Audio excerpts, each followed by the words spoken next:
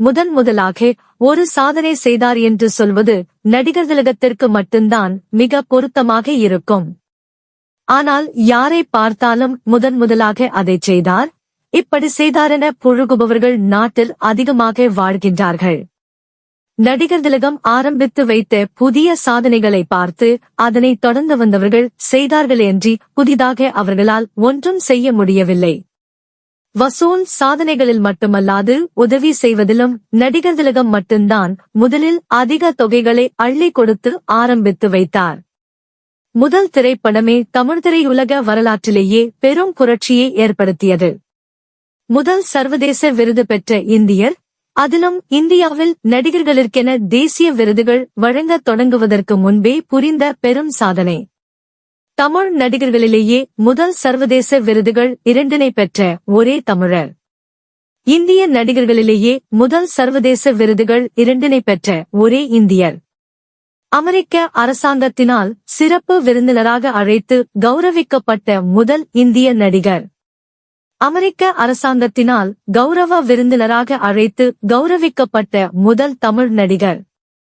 நாயகரா நகரின் மேஜர் பதவியை பெற்ற ஒரே தமிழர். முதல் பத்மஸ்ரீ விருது பெற்ற தமிழ் நடிகர்.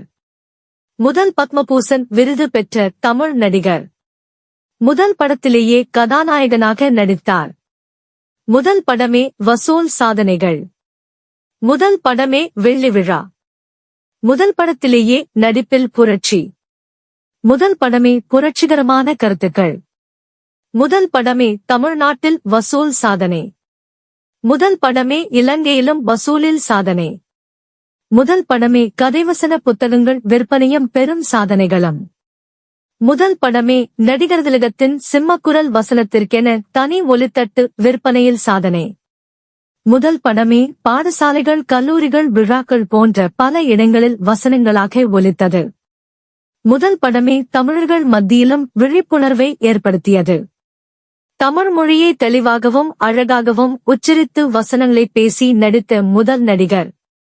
100 படங்களில் நடித்த அனுபவம் மிக்க ஓர் நடிகரின் நடிப்பை விட முதல் திரைப்படத்திலேயே நடிகர் திலகம் சிறப்பாக நடித்திருந்தார் என இன்று வரை பலரால் பாராட்டப்படுகின்றார்.